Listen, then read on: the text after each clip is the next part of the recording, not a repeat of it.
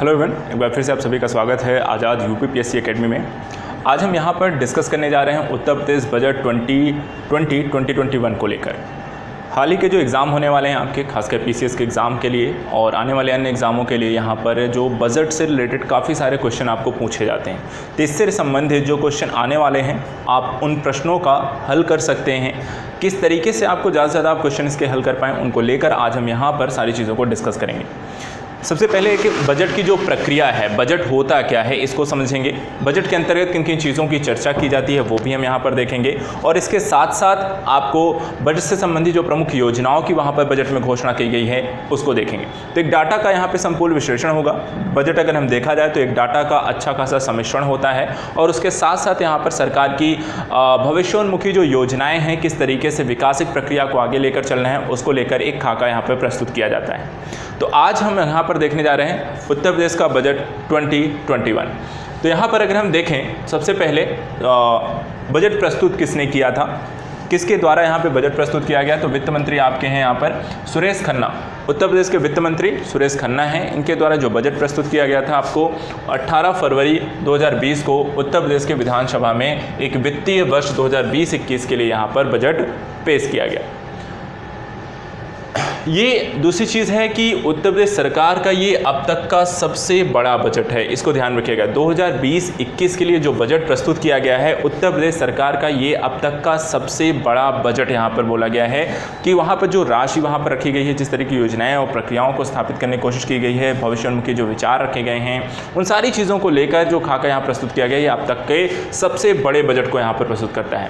Data के तौर पर देखना हो कि बजट कितना बड़ा है, उसके लिए प्रस्तुत बजट का जो आकार है वहाँ पर अगर हम देखें तो 5,12,860 करोड़ 72 लाख रुपए तक के यहाँ पर, अर्थात ये पूरा था 7.2 तक ये पूरा जो डाटा है यहाँ पर प्रस्तुत करता है।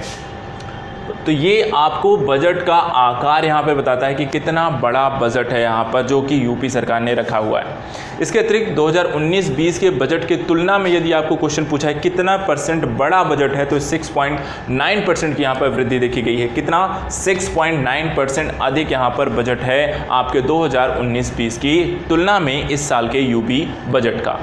इसके साथ साथ बजट में 10,967 करोड़ 87 लाख रुपए जो होते हैं, इसकी नई योजनाएं भी सम्मिलित की गई हैं। तो यहाँ पर इस साल के बजट में जो नई योजनाएं प्रस्तुत की गई हैं उसके लिए जो बजट का आवंटन किया गया है, जो राशि का आवंटन किया गया है, वो कितना है?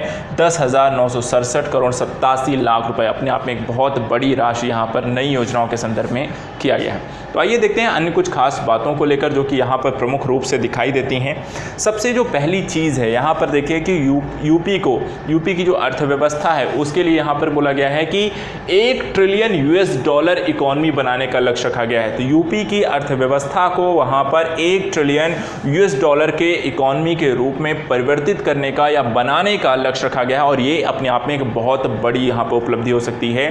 तो $1 ट्रिलियन इकोनॉमी का बनाने का लक्ष्य रखा गया, इसको ध्यान में रखना है। अगर इससे क्वेश्चन आता है कि यूपी की जो अर्थव्यवस्था बजट में कितने ट्रिलियन इकोनॉमी की अर्थव्यवस्था बनाने का लक्ष्य रखा गया है, तो वो है आपका $1 ट्रिलियन इकोनॉमी, $1 ट्रिलियन की इकोनॉमी को। इसके अतिरिक्त प्रधानमंत्री जी के द्वारा भारत की अर्थव्यवस्था को वर्ष 2024 तक $5 ट्रिलियन इकोनॉमी बनाने का महत्वाकांक्षी रखा है। तो भारत के स्तर पर 5 और यूपी के स्तर पर $1 ट्रिलियन की यहाँ पर US डॉलर इकोनॉमी का लक्ष्य रखा गया है। यहाँ पर कंफ्यूज नहीं होना है, इंडिया के लेवल पर ये 5 ट्रिलियन है, और कब तक का लक्ष्य रखा है? 2024 में यहाँ पर $1 ट्रिलियन US का यहाँ पे लक्ष्य रखा गया है। इसके अतिरिक्त इसे संभव बनाने के लिए राज्य सरकार ने उत्तर प्रदेश की अर्थव्यवस्था को कम से कम $1 ट्रिलियन US की इकोनॉमी का लक्ष्य रखा गया था। 5 ट्रिलियन पूरे भारत इकोनॉमी में $1 ट्रिलियन इकोनॉमी किसको बनानी है? यूपी को, पूरे स्टेट में, अर्थात उसका 20% जो होता है यूपी को एज ए इकोनॉमिकल भारत के स्ट्रक्चर के रूप में विकसित करना है, उसके हिस्से के रूप में विकसित करने का लक्ष्य रखा गया है। अब बजट का जो आकार है, जो पिछले अपेक्षाओं के संदर्भ में पिछले सालों की तुलना में यहाँ पर दिखाया गया है कि कितना बजट यहाँ पर रखा गया है, तो ये पिछले साल के आंकड़े हैं। जो इस साल के देखें तो 5 लाख से ज़्यादा है। यहाँ पर पिछला 4 का था, उससे पहले 4, 3, 3, 2, 2, 2। तो यहाँ पर परसेंटेज वृद्धि के आधार पर देखें तो 18%, 10, 24, 10। तो ये आपको पुराने डाटा हैं, इनको ज़्यादा ध्यान में रखने की ज़रूरत नहीं है। ये आपको पूछा भी नहीं जाएगा कि कितना कितना है। हाँ, एट द लास्ट यहाँ पर ज़रूर पूछा जा सकता है कि पिछले साल का कितने % जो बजट बजट था या इस साल का, जैसे मैंने बताया 6.9% अधिक था आपको पिछले वर्ष के बजट की अपेक्षा। दूसरा क्वेश्चन कि 2020-21 का सबसे बड़ा यहाँ पे बजट प्रस्तुत किया है, तो इसको ध्यान रखना है। बाकी डाटा के तौर पर, दिखाने के तौर पर ये सारणी आपको इसमें डाल जरूर दी गई है, पढ़ने के स्तर पर आप इसे देख भी सकते हैं, लेकिन मेरी तरफ से ये बहुत इंपॉर्टेंट नहीं है। ऐसे बढ़ा बजट का आकार आंकड़े करोड़ में, तो यहाँ पर ये राशि के रूप में भी ये बजट आपको दिखाया गया है, जैसे कि 2016-17, 17-18, 18-19, 19-20 और 2020-21। तो यहाँ पर देखिए जो 2019 का था ये 479,701 तक था, और यहाँ पर अगर हम देखें तो 512,860 है। तो यहाँ पर 4,79,000 और यहाँ 5,12,000 तक की जो राशि है वो आपको देखने को मिलती है। बाकी डाटा है, आपको ध्यान भी रखना है, तो ये वाले डाटा आपको ध्यान में रखने हैं, बाकी आपको ध्यान में रखने की ज़रूरत नहीं है। चलिए आगे देखते हैं। अब यहाँ पर बात आती है कि यहाँ पर बजट में जो राशि आवंटित की गई है विभागों के अनुसार, किस विभाग को कितनी राशि का आवंटन किया गया है उसको देख लेते हैं। देखिए यहाँ पर विभाग दिया गया है, दूसरे को यहाँ पर राशि यहाँ पर दी गई है। प्राथमिक शिक्षा को देखिए तो 55,000 करोड़ रुपए की राशि दी गई है, सभी करोड़ में है। ऊर्जा विभाग को 37,754 करोड़ की राशि दी गई है। समाज कल्याण एवं अनुसूचित जातियों के कल्याण के लिए 31,000 करोड़ की राशि दी गई है। लोक निर्माण विभाग को 27,837 करोड़, पुलिस विभाग को 27,286 करोड़, ग्राम्य विकास को 20,316 करोड़, पंचायती राज को 18,460 करोड़, नगर विकास विभाग को 18,211 करोड़, सिंचाई विभाग को 16,973 करोड़, खाद्य रसद विभाग को 16,377 करोड़, चिकित्सा एवं परिवार कल्याण को 15,860 करोड़, माध्यमिक शिक्षा कल्याण बोर्ड माध्यमिक शिक्षा के लिए 12,988 करोड़, महिला एवं बाल कल्याण विभाग 96,690 करोड़, राजस्व विभाग को, जिसमें जिला प्रशासन आता है, राहत, राजस्व परिषद, सारी चीज़ें आएंगी, उनको 9,384 करोड़ दिए गए हैं। इसके बाद भारी एवं मध्यम उद्योग को 7,476 करोड़ दिए गए हैं। चिकित्सा शिक्षा प्रशिक्षण 6,460 करोड़, कृषि को 6,176 करोड़, न्याय विभाग को 5,368 करोड़, उच्च शिक्षा को 3,651 करोड़ और अल्पसंख्यक कल्याण विभाग को 3,059 करोड़। तो सम टाइम ये विभाग सभी के बारे में है, लेकिन यहाँ पर जो मोस्टली जो क्वेश्चन पूछा जाता है, ऐसे पूछ लिया जाता है कि यहाँ पे सबसे ज़्यादा जो बजट में राशि आवंटित की गई वो किस विभाग को आवंटित की गई। तो आपको यहाँ पर ध्यान रखना है, प्राथमिक शिक्षा के लिए सबसे ज़्यादा यहाँ पर राशि आवंटित की गई। तो यहाँ पर प्राथमिक शिक्षा है तो माध्यमिक शिक्षा और उच्च शिक्षा भी आएगी, तो इनको भी इससे इंटरकनेक्ट करके देख लेना है। जहां प्राथमिक शिक्षा के लिए 55,000 करोड़ को आवंटित किया गया है, वहीं अगर हम देखें कि आपको माध्यमिक शिक्षा के लिए 12,988 करोड़ दिए गए हैं और उच्च शिक्षा के लिए आपको 3,651 करोड़ दिए गए हैं। तो यदि पूरी शिक्षा को ही अगर हम जोड़ लें, जहां पर प्राथमिक, माध्यमिक और उच्च शिक्षा तीनों को मिला लें, तो यहाँ पे 55 है, यहाँ पे 12 67 और यहाँ पे 3 आपका 70, और अगर बाकी के 6 9 6 15 और जोड़ लिया जाए तो कम से कम यहाँ पर 71 करोड़ रुपए से ज़्यादा जो होते हैं राशि सिर्फ शिक्षा के क्षेत्र में उत्तर प्रदेश सरकार के द्वारा खर्च किया जाएगा, और सबसे बड़ी राशि के रूप में यहाँ पर बजट में आवंटित किया गया है शिक्षा को, जिसमें अगर विभाजित करके पूछेंगे तो प्राथमिक शिक्षा को, और अगर एक साथ पूछते हैं तो शिक्षा को सबसे ज़्यादा राशि आवंटित की गई। सेकंड थर्ड ऑप्शन के रूप में अगर पूछ लेते हैं तो सेकंड आपको ध्यान रखना है, ऊर्जा को 33,754 करोड़ और तीसरे नंबर समाज कल्याण एवं अनुसूचित जातियों कल्याण के लिए 31,000 करोड़ की राशि आवंटित की गई है।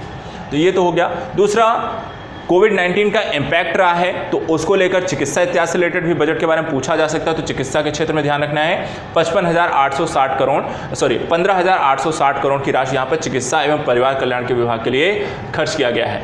इसके अलावा यहाँ पर चिकित्सा शिक्षा के लिए जो खर्च किया गया है वो 6,460 करोड़, जिसमें मेडिकल कॉलेज में जो बच्चे एडमिशन लेते हैं, पढ़ाई कराते हैं, फिर उनको प्रशिक्षित किया जाता है, तो उसके लिए वहाँ पर आपको कितना खर्च किया गया है, 6,460 करोड़। बाकी यहाँ पे चिकित्सा के लिए दवाइयाँ हैं, मेडिकल कॉलेज हैं, और आपको रसद की आपूर्ति करनी, मशीनों खरीदना है, डॉक्टर नियुक्ति, सैलरी, तो ये सारी चीज़ों के लिए 15,800 करोड़।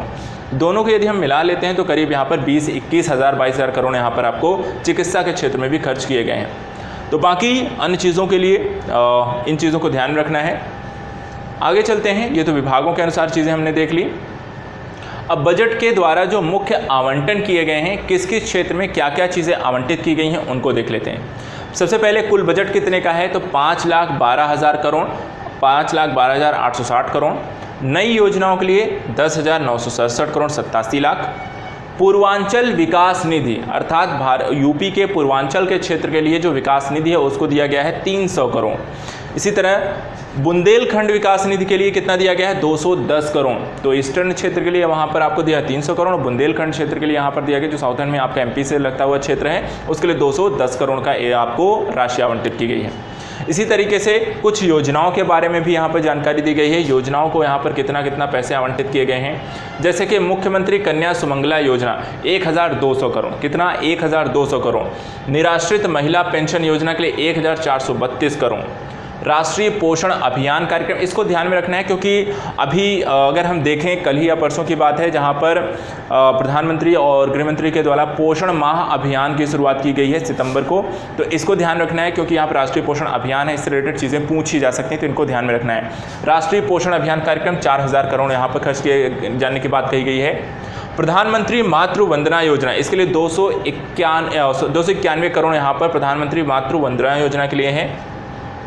इसके बाद आवासीय राष्ट्रीय स्तर पर जो राष्ट्रीय ग्रामीण आवास मिशन, राष्ट्रीय आपका शहरी ग्रामीण मिशन, इन सारी चीज़ों को प्रारंभ किया गया था जिसके तहत लोगों को आवास उपलब्ध कराए जाने थे। तो इसके लिए भी यहाँ पर अगर देखें प्रधानमंत्री आवास योजना और मुख्यमंत्री आवास योजना दोनों ही ग्रामीण क्षेत्रों के लिए हैं। यहाँ पर प्रधानमंत्री आवास योजना के लिए 6240 करोड़ दिए गए हैं, जबकि मुख्यमंत्री आवास योजना ग्रामीण क्षेत्र के लिए 369 करोड़ आवंटित किए गए हैं इस साल के बजट में। इसके अतिरिक्त स्वच्छ भारत मिशन के तहत 5791 करोड़ खर्च किए गए हैं, जिसमें यूपी एज ए स्टेट को यहाँ पर शौचालय को बनवाना है, साथ ही वहाँ पे ओडीएफ मुक्त करने के यहाँ पे प्रावधानों को विकसित करना है। तो स्वच्छ भारत अभियान के लिए 5791 करोड़ का लक्ष्य रखा गया है। प्रधानमंत्री ग्राम सड़क योजना के लिए 1357 करोड़, जिसके तहत यहाँ पर सभी ग्रामों को यहाँ पर सड़कों के माध्यम से जोड़े जाने की पहल जो होती है उसके थ्रू यहाँ पर 1357 करोड़ दिए गए हैं। साथ ही ग्रामीण स्टेडियम और ओपन जिम की व्यवस्था के लिए भी 25 करोड़ की यहाँ पर व्यवस्था की गई है। ग्रामीण स्टेडियम और ओपन जिम के लिए 25 करोड़ की राशि यहाँ पर दी गई है। अब ये बात आती है कि ये तो ठीक है, सरकार ने इतनी राशि खर्च करने की बात की है, लेकिन सरकार को जो पैसे ये प्राप्त हो रहे हैं वो प्राप्त होते कहाँ से हैं, प्राप्तियाँ कहाँ से हैं, इनकम होती कैसे है उनको, तो उनको चलिए देख लेते हैं। तो प्राप्तियों में कुल प्राप्तियां कितनी हैं 5,558 करोड़ 53 लाख रुपए। कितना है 5,558 करोड़ 53 लाख रुपए यहाँ पर उत्तर प्रदेश सरकार की बजट में जो प्राप्तियां अर्थात जो इनकम उनका सोर्स है वो कितना है 5,558 करोड़ 53 लाख। कुल प्राप्तियों में 4,22,567 करोड़ 83 लाख जो रुपए की राजस्व प्राप्तियां तथा 70,990 करोड़ 70 लाख रुपए की पूंजीगत प्राप्तियां यहाँ पर हैं। तो प्राप्तियों के जो भी हैं इनकम के दो सोर्स होते हैं, एक होता है आपका रेवेन्यू सिस्टम है, दूसरा होता है कैपिटल। तो यहाँ पर जो रेवेन्यू से आता है वो आपका बड़ा हिस्सा है, करीब 4 लाख है, जबकि यहाँ पर आपका कैपिटल के थ्रू जो इतना पैसा आता है वो उसमें कितना बहुत ज़्यादा नहीं है, 70,990 करोड़ की राशि आती है। इसके अतिरिक्त राजस्व जो प्राप्तियां होती हैं उसमें भी आपका कर राजस्व का जो अंश है वो 3,18,884 करोड़ रुपए और 17 लाख, इसमें स्वयं का कर राजस्व 1,66,021 करोड़, मतलब जो डायरेक्ट हम इनकम जो टैक्स देते हैं उसका 1,66,000 तक की राशि वहाँ पर टैक्स के माध्यम से जाती है। केंद्रीय करों में राज्य का जो अंश है 1,52,000 करोड़ 17 लाख रुपए सम्मिलित रूप से है। तो यहाँ पर राजस्व प्राप्त के लिए जो कर राजस्व आता है गैर कर राजस्व के रूप में आता है राजस्व प्राप्तियों के अंतर्गत, तो जिसमें भी कर राजस्व जो होता है बड़ी मात्रा में करीब 3 लाख है, और साथ ही साथ कर में भी जो सबसे बड़ी जो उनको राशि यहाँ पर प्राप्त हो रही है वो किसको होती है, कर राजस्व से यहाँ पर 1,66,021 करोड़ की प्राप्ति यहाँ पर हो रही है। इसके लिए दूसरा जो है केंद्रीय करों में जो राज्य का जितना हिस्सा है वो कितना है 1,52,000, दूसरे सेकंड पे यहाँ पर, इसको भी ध्यान रखना है। समटाइम जो क्वेश्चन पूछे जाते हैं वो ऐसे भी पूछ ले जाते हैं कि कर राजस्व कितना है, गैर कर राजस्व कितना है, या कर के रूप में जो यूपी को सरकार को मिलता है उसमें सबसे बड़ा योगदान किसका होता है। तो इनसे रिलेटेड भी क्वेश्चन आपको एग्जाम में पूछे जाते हैं, इनको ध्यान में रखना है, इसको अच्छे से इससे रिलेटेड क्वेश्चन आपके बन सकते हैं। तो वो हमने यहाँ पर देख लिया, प्राप्तियाँ देख ली, तो उसके साथ साथ व्यय को भी ध्यान रखना है कि सरकार जो इनकम जनरेट कर रही है वो उसको कहीं ना कहीं खर्च करती है। अगर बजट की बात करें तो बजट मूलतः क्या है, आय व्यय का लेखा जोखा होता है, अर्थात सरकार जो होती है पैसे कहाँ से प्राप्त करती है और कहाँ खर्च कर रही है। तो प्राप्तियां तो हमने देख ली, अब देखते हैं व्यय कहाँ करती है, खर्च कहाँ करती है। कुल व्यय कितना है 5,12,860 करोड़ 72 लाख जो बजट का हिस्सा है। कुल व्यय में 3,95,116 करोड़ 95 लाख रुपए राजस्व लेखे का व्यय है, जबकि 1,17,743 करोड़ 70 लाख रुपए जो होते हैं पूंजी लेखे का है। तो देखिए कुल व्यय में भी एक राजस्व व्यय के रूप में करेंगे, पूंजी व्यय के रूप में करेंगे। तो बड़ा हिस्सा किस में खर्च कर रहे हैं? राजस्व के रूप में, राजस्व लेखे में जा रहा है, जबकि जो बड़ा छोटा हिस्सा है वो आपको पूंजी लेखे में जा रहा है। तो यहाँ पर 3,95,000 जो कुल व्यय है, जिसमें से आपका एक बड़ा हिस्सा राजस्व लेखे के अंतर्गत है, जबकि जो छोटा हिस्सा है वो आपका पूंजी लेखे में आता है। चलिए अब बात करते हैं नेक्स्ट सेगमेंट्स की। तो 3 लाख वहाँ पर है राजस्व लेखे के अंतर्गत 3,95,116 करोड़, जबकि 1,17,743 करोड़ की राशि पूंजी लेखे में आएगी। अब बात आती है कि राज्य की प्राप्तियों के जो स्रोत हैं उनमें को अगर परसेंटेज के हिसाब से देखा जाए तो किसका सबसे ज़्यादा यहाँ पर योगदान है? तो जैसे मैंने कहा स्वयं का कर राजस्व वो कितना है? 33%। केंद्रीय करों में राज्यांश जो है 30% है, और केंद्र सरकार से सहायता अनुदान 14% है। तो पहले 3 इनको ध्यान रखना है। यदि आपको क्वेश्चन में यहाँ पर इन ऑप्शन में ऐसे आता है, अगर ये क्वेश्चन बनाया जाता है कि राज्य की प्राप्तियों के स्रोत में सर्वाधिक मद किसकी होती है, कहाँ से प्राप्त होती है, तो पहला ऑप्शन आपको हमेशा टिक करना है। राज्य स्वयं का कर राजस्व 33% स्वयं का कर राजस्व के रूप में। अगर मान लीजिए पहला वो ऑप्शन नहीं देते हैं तो दूसरा ऑप्शन ध्यान रखना है कौन सा है? केंद्रीय करों में राज्यांश, राज्यों का अंश, राज्यांश इसको कहते हैं।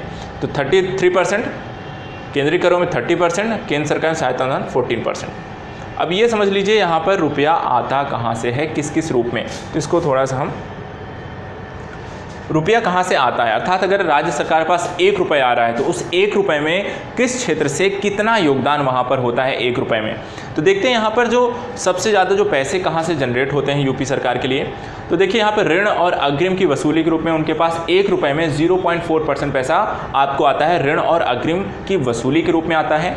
इसी तरीके समस्त लेन देन का शुद्ध परिणाम वो कितना है? 0.8%। कितना है? 0.8%। स्वयं का कर राजस्व में 33% सबसे ज़्यादा है, स्वयं के कर राजस्व 33% है। करेत्तर राजस्व में 6.2% है। केंद्रीय करों में राज्यांश सेकंड नंबर सबसे ज़्यादा 30.4%। केंद्र सरकार से सहायता अनुदान 14.4%। लोक लेखा शुद्ध 1.7% और लोक ऋण 30.3% के रूप में यहाँ पर आता है। तो यहाँ पर देखिए वही चीज़ है, सबसे ज़्यादा जो प्राप्तियाँ हैं स्वयं के कर राजस्व में 33% है, और दूसरा केंद्रीय करों में राज्यांश जो होते हैं 30.4% है। तो इनको यहाँ पर ध्यान रखना है, सबसे ज़्यादा पैसे कहाँ से आते हैं। इसी तरीके से रुपया आने के साथ साथ रुपया जाता भी है, तो पैसे कहाँ वो सबसे ज़्यादा इन्वेस्ट करते हैं। तो यहाँ पर देखिए ये बाकी यहाँ पर लिखा हुआ है चित्र के रूप में, लेकिन एट द सारणी के रूप में हम भी यहाँ इसे देख सकते हैं। अन्य राजस्व व्यय, अन्य राजस्व व्यय में कितना जाता है? 18%। पूंजीगत परिव्यय में 16%।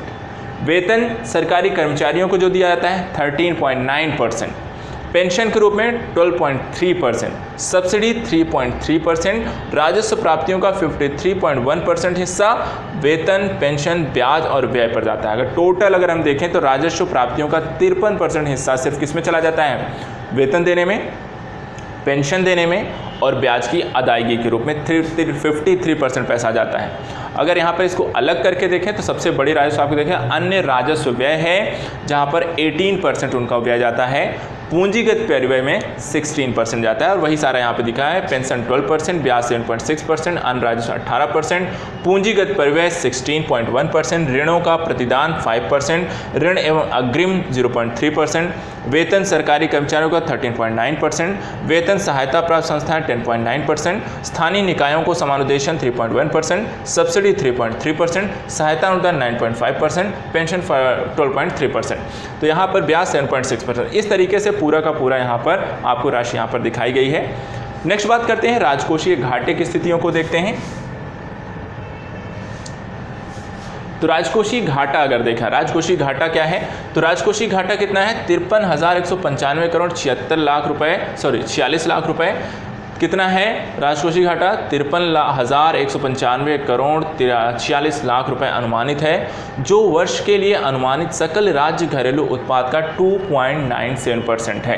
ठीक है, तो यहाँ पर आपका जो सकल घरेलू राज्य उत्पाद है, यहाँ पर सकल राज्य घरेलू उत्पाद है, जो ग्रॉस स्टेट डोमेस्टिक प्रोडक्ट है उसका 2.97% है। इसको ध्यान में रखिएगा, ये भी क्वेश्चन कई बार पूछे जाते हैं। तो कितना है जो राजकोषीय घाटा है वो आपके सकल राज्य घरेलू उत्पाद का परसेंटेज 2.97% है, ये ध्यान रखिएगा। आपको राशि के रूप में ज़्यादा क्वेश्चन नहीं पूछते हैं, ज़्यादातर परसेंटेज में पूछते हैं, लेकिन अगर राशि के रूप में भी आता है तो यहाँ पर 53,195 करोड़ 46 लाख है। इसके अतिरिक्त राज्य की ऋणग्रस्तता सकल राज्य घरेलू उत्पाद जीडीपी का 28.8% अनुमानित है। कितना है? 28.8% अनुमानित है। तो राज्य की ऋणग्रस्तता सकल राज्य घरेलू उत्पाद का 28.8% अनुमानित है।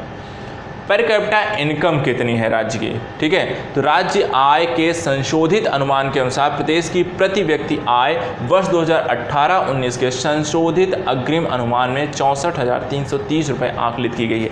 तो राज्य में प्रति व्यक्ति आय कितनी है? यहाँ पर 64,330 रुपये यहाँ पर आकलित की गई है। यूपी में पर कैपिटा इनकम जो है 64,330 रुपये है, इसको ध्यान में रखना है। पर कैपिटा इनकम यूपी की 64,330 रुपये है, प्रति व्यक्ति आय पर 64,330 रुपये है। और ये कब का है? ये वर्ष 2018-19 के संशोधित अग्रिम अनुमान के अनुसार है। ठीक है, इसको ध्यान में रखना है। अब चलिए बात करते हैं, ये तो हो गया बजट से रिलेटेड कुछ चीज़ों को। अब बजट से संबंधित कुछ प्रमुख परियोजनाओं और उस क्षेत्रों में किए गए परिव्यय को हम यहाँ पर देखेंगे। पहली योजना है पालनहार योजना। पालनहार योजना किसके लिए है? दिव्यांग दंपतियों के बच्चों के पालन पोषण हेतु पालनहार योजना प्रस्तावित है। तो किसके लिए है? दिव्यांग दंपतियों के बच्चों के लिए है। इसके अंतर्गत गरीबी रेखा के नीचे जीवन यापन करने वाली ऐसी दिव्यांग दंपतियों जिनमें पति पत्नी दोनों दिव्यांग हो अथवा उनमें से एक की मृत्यु हो गई हो तो और दूसरा दिव्यांग अथवा दोनों कृष्ट से कारण दिव्यांग हो के बच्चों के पालन पोषण हेतु प्रतिमाह अनुदान दिया जाएगा। तो आपको इतना ध्यान रखना है कि पालनहार योजना किसके लिए है। तो यहाँ पर किसके लिए है? दिव्यांग दंपतियों के बच्चों के पालन पोषण में। आपको इतना ध्यान रखना है, बाकी सारी चीज़ें वहाँ पर आपको पूछेंगे नहीं, वो मेंस आंसर राइटिंग का क्वेश्चन नहीं होगा। आपको सभी ध्यान रखना है पालनहार योजना किससे रिलेटेड करती है, ये ध्यान रखना है। अगर क्वेश्चन पूछेगा या कई बार मिलान करने को देंगे तो आपको ध्यान रखना है कि पालनहार योजना किससे संबंधित है? दिव्यांग दंपतियों के बच्चों के पालन पोषण हेतु। इस योजना के लिए राशि कितनी दी गई? तो 25 करोड़ रुपए की व्यवस्था प्रस्तावित है। कितना? 25 करोड़ रुपए की व्यवस्था प्रस्तावित है। दूसरी योजना है मुख्यमंत्री शिक्षुता योजना तथा युवा उद्यमिता विकास अभियान। मुख्यमंत्री शिक्षुता प्रोत्साहन योजना तथा युवा उद्यमिता विकास अभियान। इसमें क्या किया गया है? प्रदेश के युवाओं को उद्योगों एवं एमएसएमई इकाइयों में ऑन जॉब ट्रेनिंग प्रदान कराने हेतु उन्हें निश्चित अवधि के लिए रोजगार से जोड़ने के उद्देश्य से राज्य सरकार द्वारा वित्तीय वर्ष 2020-21 से मुख्यमंत्री शिक्षुता प्रोत्साहन योजना को प्रारंभ करने जा रहे हैं। तो यहाँ पर युवाओं को उद्योगों और एमएसएमई सेक्टर्स में वहाँ पर उनको रोजगार देने के लिए उनको प्रशिक्षित करने का कार्य इसके अंतर्गत किया जाएगा। साथ ही यहाँ पर प्रदेश में लाखों की संख्या में प्रशिक्षित युवाओं को युवा उद्यमिता विकास अभियान के द्वारा रोजगार के स्वावलंबन की ओर बढ़ाने हेतु अभियान पहल की जाएगी। यहाँ लोगों को स्वरोजगार की एक स्थिति के संदर्भ में विकसित करने के प्रयास किए जाएंगे और इसके लिए उन्हें ट्रेनिंग की दिया जाएगा। इसके अंतर्गत सीधा सा मतलब है कि आप अपना स्वयं का यदि रोजगार प्रारंभ करना चाहते हैं और जो रोजगार आप प्रारंभ करना चाहते हैं उसके लिए जिस प्रकार की ट्रेनिंग इत्यादि की आवश्यकता होगी वो आपको राज्य सरकार उपलब्ध कराएगी। अप्रेंटिसशिप करने वाले युवाओं को प्रतिमाह 2500 प्रशिक्षण भत्ता भी सरकार की तरफ से दिया जाएगा। तो उस दौरान जब आप प्रशिक्षण कर रहे होंगे किसी न किसी कंपनी या किसी के साथ मिलकर, तो वहाँ पर सरकार जो होती है उसके प्रशिक्षण के दौरान आपको 2500 रुपये प्रतिमाह भी देती रहेगी। इसके अतिरिक्त प्रदेश के प्रत्येक जिले में युवा हब स्थापित किया जाएगा जो इच्छुक युवाओं के परियोजना परिकल्पना से लेकर 1 वर्ष तक परियोजनाओं को वित्तीय मदद के साथ संचालन में सहायता प्रदान करेगा। तो प्रदेश के प्रत्येक जिले में क्या बनाया जाएगा? युवा हब। इसका काम क्या होगा? इसमें इच्छुक युवाओं को वहाँ पर 1 वर्ष तक वित्तीय मदद के साथ संचालन में ये सहायता करेंगे। लगभग 1200 करोड़ रुपए की धनराशि जो युवाओं के लिए विभिन्न स्वतः रोजगार योजनाओं में राज्य को उपलब्ध है। तो यहाँ पर 1200 करोड़ कोई भी युवा जो स्वावलंबन या फिर स्वरोजगार शुरू करना चाहता है उसके लिए यहाँ पर इनके पास उपलब्ध हैं, वो प्रोवाइड कराई जाएंगी। युवा हब के माध्यम से यह योजनाएं समेकित रूप से क्रियान्वित की जाएंगी। यह योजना 1 लाख से अधिक युवाओं को स्वावलंबन की ओर ले जाएगी। तो लक्ष्य करीब 1 लाख लोगों को इस तरह के रोजगार में यहाँ पर ऐड करना है, उनको कार्य करने को प्रोत्साहित करना है और उनके लिए सहायता उनको करनी है। प्रत्येक जिले में युवा हब की स्थापना है 50 करोड़ रुपए की व्यवस्था भी की गई है। तो हर जिले में जो, क्योंकि युवा हब ही है जो कि लोगों को वहाँ पर प्रशिक्षित करेगा, ट्रेन करेगा, पंजीकृत करेगा, उनको प्रेरित करेगा, तो युवा हब बनाने के लिए प्रत्येक जिले में यहाँ पर 50 करोड़ रुपए की व्यवस्था की गई है। तो ये तो हो गया। अगली योजना है मुख्यमंत्री कृषक दुर्घटना कल्याण योजना। कौन सी है? मुख्यमंत्री कृषक दुर्घटना कल्याण योजना। इसमें क्या किया गया है? पूर्व में संचालित मुख्यमंत्री किसान एवं सर्वहित बीमा योजना के स्वरूप में परिवर्तन करते हुए आगामी वर्ष से मुख्यमंत्री कृषक दुर्घटना कल्याण योजना प्रारंभ किए जाने का निर्णय लिया गया है। तो सिर्फ पहली चीज़ तो यहाँ पे नाम चेंज किया गया है। नाम पहले था इसका मुख्यमंत्री किसान एवं सर्वहित बीमा योजना, जिस एक बीमा योजना थी, इसी को वहाँ पर चेंज करके कर दिया गया है मुख्यमंत्री कृषक दुर्घटना कल्याण योजना। कई बार के एग्जाम में आपको परिवर्तित हुए नामों को लेकर भी क्वेश्चन पूछ लेते हैं कि पहले क्या था और अब क्या है, तो इसको भी ध्यान में रखना है। पहले नाम क्या था? मुख्यमंत्री किसान एवं सर्वहित बीमा योजना, जो बदल कर दिया गया है मुख्यमंत्री कृषक दुर्घटना कल्याण योजना। अब इसमें होगा क्या उसको देख लीजिए। योजना है तो 500 करोड़ रुपए की व्यवस्था प्रस्तावित की गई है। तो यहाँ पर यदि कोई भी किसान किसी भी तरीके से परेशान होता है, उसकी फसलें खराब हो रही हैं, तो उसके लिए बीमा इत्यादि की पॉलिसीज़ की गई है। तो किसी प्रकार की यहाँ पर देखिए कृषक दुर्घटना, तो किसी प्रकार के कृषकों को किसी प्रकार की दुर्घटना का सामना करना पड़ता है, तो उसके लिए बीमा पॉलिसी यहाँ पर की जाएगी। और यहाँ पर जो बीमा पॉलिसी है वो कितने की है? यहाँ पर 500 करोड़ रुपये इस योजना के लिए दिए गए हैं। इसके अतिरिक्त कुछ अन्य चीज़ों के लिए यहाँ पर सरकार के द्वारा कुछ योजनाओं के लिए अलग से आवंटन किया गया है, जैसे कि 7वें Commonwealth Parliamentary Association India Regional Conference का आयोजन 15 जनवरी से 19 जनवरी 2020 तक लखनऊ में पहली बार किया गया। तो इसको ध्यान रखना है कि 7वें Commonwealth Parliamentary Association India Regional Conference का पहली बार आयोजन कहाँ हुआ है? यूपी में हुआ है। कब से कब तक हुआ था? 15 जनवरी से 19 जनवरी 2020 तक। कहाँ हुआ था? लखनऊ में हुआ था। इसके बाद नमामि गंगे मिशन के अंतर्गत 27 जनवरी 2020 से 31 जनवरी 2020 तक 5 दिवसीय गंगा यात्रा का आयोजन प्रदेश में किया गया। गंगा यात्रा का शुभारंभ कहाँ से किया गया? इसको ध्यान रखना है, बिजनौर और बलिया दोनों स्थलों के लिए किया गया था। तो यहाँ पर इसका शुभारंभ बिजनौर और बलिया दोनों स्थलों के किया गया। तो इसको ध्यान में रखना है। नमामि गंगे मिशन 27 जनवरी 2020 से 31 जनवरी के बीच 5 दिवसीय यात्रा थी। बिजनौर और यहाँ पर बलिया दोनों के लिए प्रारंभ की गई। एक और चीज़ को ध्यान रखना है, राज्य नीति आयोग के बारे में आपके पास जानकारी होनी चाहिए। राष्ट्रीय स्तर पर ऑलरेडी नीति आयोग है, वो काम करती है। इसी तरीके से राज्य के स्तर पर भी और राज्य की नीतियों के संचालन के लिए, एक बेहतर क्रियान्वयन के लिए, कायाकल्प के लिए राज्य नीति आयोग के गठन की बात की गई, जिसमें केंद्र सरकार के अनुरूप उत्तर प्रदेश में राज्य योजना आयोग के स्थान पर राज्य नीति आयोग का गठन किया जाएगा। नीति आयोग द्वारा राज्य के समेकित सतत विकास के लिए रोड मैप तैयार किया जाएगा। किस तरीके से राज्य को विकास करना है, क्या परियोजनाएं होनी चाहिए, क्या पॉलिसी अपनानी चाहिए, किस तरीके से कब लागू करना चाहिए, उसके लिए पूरी पॉलिसी तैयार करेंगे। जनपद स्तर पर यथार्थपरक योजनाएं तैयार करने तथा उनके समेकन हेतु तैयार किया जाएगा। किसके द्वारा?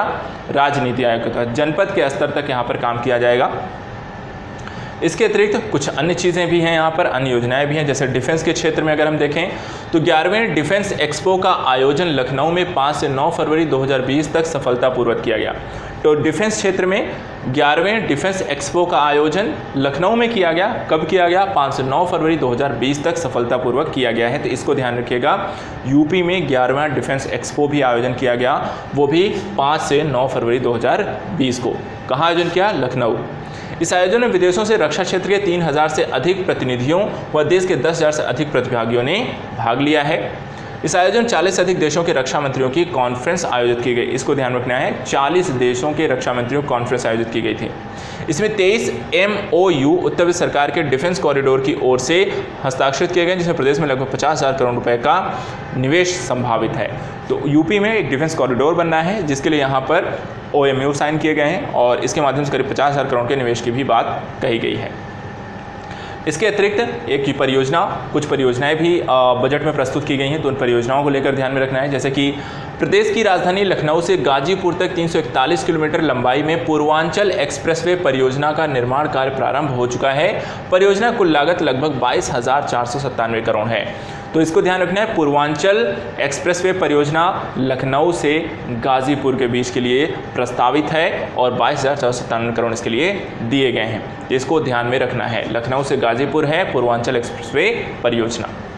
इसके अतिरिक्त इससे जुड़े कुछ चीज़ें हैं कि जैसे एक्सप्रेसवे पर पड़ने वाले जनपद कौन कौन से हैं, ठीक है। पूर्वांचल एक्सप्रेसवे जो बन रहा है उसमें कौन कौन से जनपद इस एक्सप्रेसवे के दायरे में आएंगे, तो लखनऊ, बाराबंकी, अमेठी, सुल्तानपुर, अयोध्या, अंबेडकर नगर, आजमगढ़, मऊ और गाजीपुर, 9 जनपद यहाँ पर इस पूर्वांचल एक्सप्रेसवे परियोजना के अंतर्गत आएंगे। इनको ध्यान में रखना है, कई बार क्वेश्चन इससे रिलेटेड पूछ ले जाते हैं कि किस किस जनपद से यहाँ पर पूर्वांचल एक्सप्रेसवे परियोजना गुजरेगी।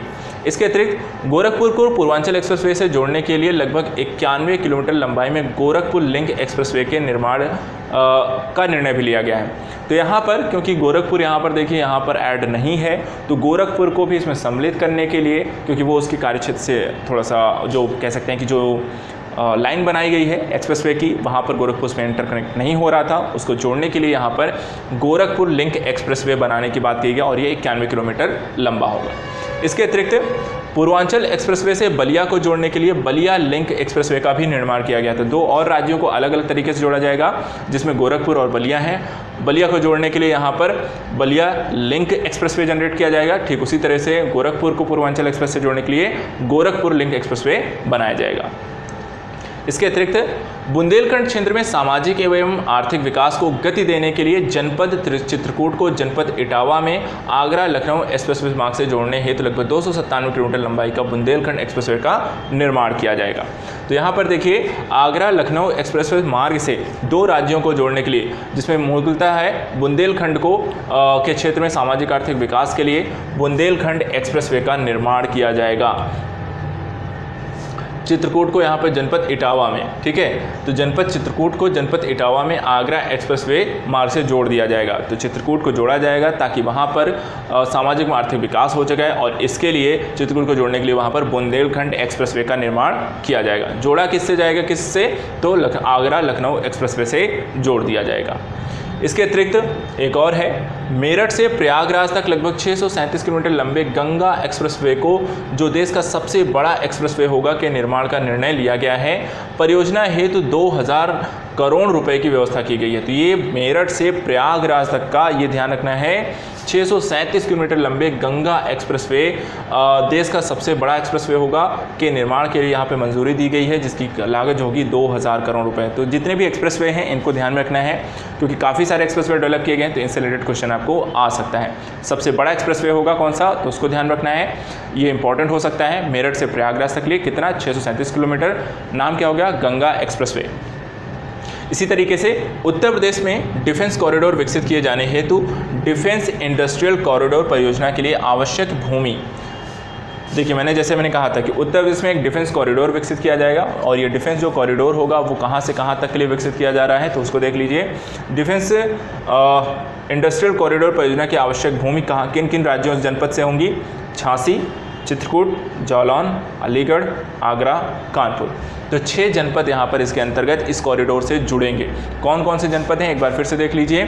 झांसी पहला है, दूसरा यहाँ पर चित्रकूट है, तीसरा जालौन है, चौथा अलीगढ़, 5वां आगरा, छठा कानपुर जनपद यहाँ पर किसके साथ जुड़ेंगे, डिफेंस इंडस्ट्रियल कॉरिडोर के साथ जुड़ जाएंगे। प्रदेश में हवाई कनेक्टिविटी को बढ़ावा देने के लिए रीजनल कनेक्टिविटी स्कीम लागू की गई है, कि राज्य में अलग अलग जनपदों को हवाई यात्रा से जोड़ने के लिए रीजनल के स्तर पर यहाँ पर कनेक्टिविटी स्कीम लाई गई है। इस योजना को और व्यापक बनाने के लिए राज्य सरकार द्वारा उत्तर प्रदेश नागर विमानन प्रोत्साहन नीति प्रख्यापित की गई है। तो रीजनल क्षेत्रों को एयर कनेक्टिविटी से जोड़ने के लिए यहाँ पर एक नई पॉलिसी उत्तर प्रदेश सरकार के द्वारा लाई गई है, जिसको बोला गया उत्तर प्रदेश नागर विमान प्रोत्साहन नीति। अब इसमें किया क्या जाएगा वो भी देख लेते हैं। रीजनल कनेक्टिविटी स्कीम के साथ साथ नॉन रीजनल कनेक्टिविटी उड़ानों के लिए प्रोत्साहन प्रदान किए जाएंगे, अर्थात जहां पर बहुत ज़्यादा हवाई उड़ानें नहीं होती हैं उन क्षेत्रों में भी हवाई उड़ानों को प्रोत्साहित करने का यहां पर मार्ग प्रशस्त किए जाना इस योजना के अंतर्गत रखा गया है।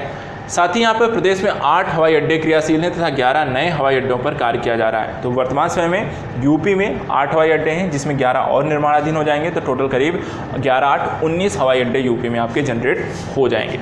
इसके अतिरिक्त जनपद गौतम बुद्ध नगर के जेवर में नोएडा इंटरनेशनल ग्रीनफील्ड एयरपोर्ट के लिए 2000 करोड़ रुपए की व्यवस्था प्रस्तावित है। एयरपोर्ट का संचालन वर्ष 2023 से प्रस्तावित है। तो तो गौतम बुद्ध नगर में एक अंतर्राष्ट्रीय इंटरनेशनल आपका हवाई अड्डा बन रहा है, जेवर इंटरनेशनल हवाई अड्डा है, और ये आपका एक ग्रीन फील्ड प्रोजेक्ट है। 2000 करोड़ रुपए की लागत है और कब से प्रारंभ हो सकता है? 2023 से इसके प्रारंभ होने के यहाँ पर स्थिति या डाटा यहाँ पर बोला गया है। इसके साथ साथ अयोध्या चर्चा में है राम मंदिर की वजह से, लेकिन एयरपोर्ट को भी वहाँ पर बनाने का पहले भी यहाँ पर बजट में ही बोल दिया गया। देखिए, अयोध्या एयरपोर्ट के लिए 500 करोड़ रुपए था, रीजनल कनेक्टिविटी स्कीम एयरपोर्ट के लिए 92 करोड़ 50 लाख रुपए की व्यवस्था यहाँ पर दी गई। तो 500 करोड़ से यहाँ पर अयोध्या के लिए और साथ साथ उसके रीजनल कनेक्टिविटी वहाँ पर उसको एयरपोर्ट से जोड़ने के लिए 92 करोड़ 50 लाख रुपए दिए गए हैं।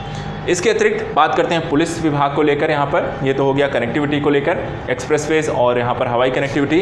अब इसके बाद बात करते हैं कि पुलिस विभाग इत्यादि को लेकर यहाँ पर क्या सरकार ने अपने बजट में रखा है। तो प्रदेश की जनता को पुलिस की विभिन्न सेवाएं सरलता से उपलब्ध कराने के लिए उद्देश्य यूपी कॉप मोबाइल ऐप बनाया गया है। तो यूपी कॉप एक मोबाइल ऐप बनाया गया है जिसका उद्देश्य क्या है? प्रदेश की जनता को पुलिस की विभिन्न सेवाएं सरलता से उपलब्ध हो सकें।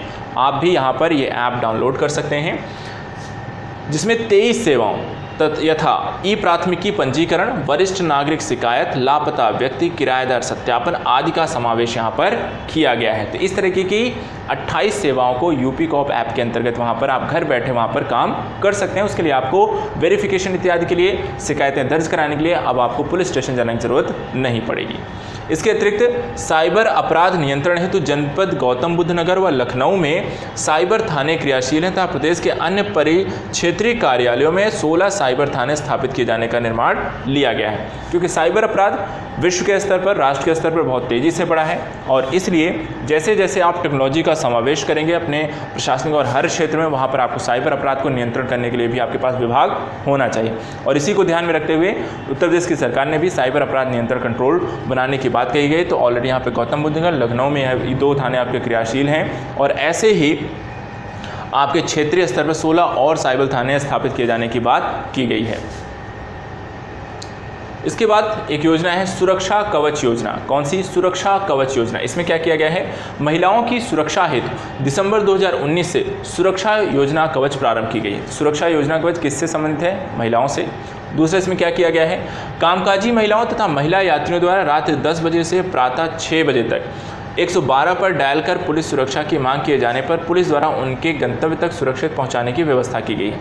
तो इसमें यदि कोई महिला रात को 10 से 6 के बीच कहीं मान लीजिए काम कर रही है, उसे आने में लेट हो रहा है, कोई समस्या है, तो वो सीधा कॉल कर सकती है, 112 नंबर पर वो डायल कर सकती है। पुलिस का ये काम होगा कि वो महिला को उसके गंतव्य स्थान अर्थात घर तक उसको छोड़कर आएगी और इसी को नाम दिया गया सुरक्षा कवच योजना। इस हेतु 300 PRV में 2 महिलाएं हर शिफ्ट में नियुक्त की जाएंगी। तो यहाँ पर हर जगह जो कि एक वैन होगी, वहाँ पर पुलिस अधिकारियों में जो होंगे और कर्मचारियों में महिला भी होंगी, कम से कम ऐसी 2 महिलाएं होंगी ताकि महिला भी वहाँ पर सुरक्षित अपने आप को महसूस कर सकें। तो वहाँ पर भी उनको एक कंफर्टेबिलिटी उपलब्ध कराने के लिए हर PRV में, हर शिफ्ट में वहाँ पर आपको 2 महिलाएँ वहाँ पर रखी जाएंगी। इसके अतिरिक्त Uttar Pradesh police forensic university की स्थापना हेतु 20,000 करोड़ रुपए की व्यवस्था की गई है। तो उत्तर प्रदेश फॉरेंसिक यहाँ पर यूनिवर्सिटी की भी, पुलिस फॉरेंसिक यूनिवर्सिटी बनाने की बात की है, जिसके लिए वहाँ पर 20,000 करोड़ रुपए की बात की गई है। उत्तर प्रदेश फॉरेंसिक एवं पुलिस विश्वविद्यालय लखनऊ के बिजनौर क्षेत्र में 15 एकड़ में बनेगा। तो लखनऊ के बिजनौर क्षेत्र में यहाँ पर 15 एकड़ में ये बनने वाला है, इसको ध्यान रखिएगा।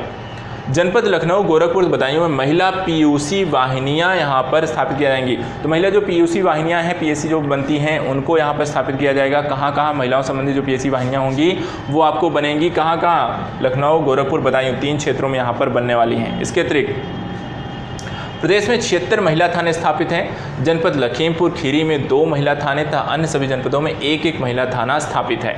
तो सभी जनपदों में महिला थाने यहाँ पर 76 अब तक महिला थाने काम करें जहाँ पर महिलाएं वहाँ पर हैं। और इसके अतिरिक्त एक ऐसा जिला है जहाँ पे 2 महिला थाने हैं, वो कौन सा है आपका? लखीमपुर खीरी में 2 महिला थाने काम कर रही हैं। इसके अतिरिक्त कुछ और योजनाएं हैं जो महिलाओं से संबंधित हैं, जैसे मुख्यमंत्री कन्या सुमंगला योजना है, तो 1,200 करोड़ रुपए की व्यवस्था प्रस्तावित है, ये हमने स्टार्टिंग में देख लिया था। अब बात करते हैं कुपोषण इत्यादि को लेकर सरकार की अपनी क्या योजनाएं हैं जो बजट में उन्होंने प्रस्तुत की हैं। तो कुपोषण को लेकर राज्य सरकार के द्वारा प्रदेश में कुपोषण की रोकथाम में लिए गए राष्ट्रीय पोषण अभियान कार्यक्रम अनुमोदित किया गया, जिसके द्वारा बच्चों, किशोरियों, महिलाओं में कुपोषण की कमी लाई जाएगी। इस योजना में 4000 करोड़ रुपए की व्यवस्था की जाएगी। तो कुपोषण की समस्या से निपटने हेतु और किसी भी स्तर पर, चाहे वहाँ पर अगर हम देखें बच्चे हों, किशोरी हों या महिलाएं हों, तीनों के लिए यहाँ पर कुपोषण समस्या से निदान पाने के लिए उत्तर प्रदेश की सरकार के द्वारा यहाँ पर 4000 करोड़ रुपए की व्यवस्था प्रस्तावित है। इसके अतिरिक्त जनपद प्रयागराज में लॉ यूनिवर्सिटी की स्थापना प्रस्तावित है। गोरखपुर में आयुष विद्यालय की स्थापना प्रस्तावित है। तो दो अलग अलग यूनिवर्सिटी, एक लॉ यूनिवर्सिटी प्रयागराज में और एक आयुष यूनिवर्सिटी गोरखपुर में बनाने की यहाँ पर प्रस्तावित की गई है। तो इनको भी ध्यान में रखना है। दो यूनिवर्सिटीज़ बनाने की बात की गई हैं।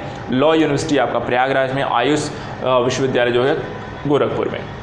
इसके अतिरिक्त पूर्व प्रधानमंत्री भारत रत्न स्वर्गीय अटल बिहारी वाजपेयी जी की स्मृति में लखनऊ में एक नए चिकित्सा विश्वविद्यालय, माननीय अटल बिहारी वाजपेयी चिकित्सा विश्वविद्यालय का निर्माण कार्य कराया जा रहा है।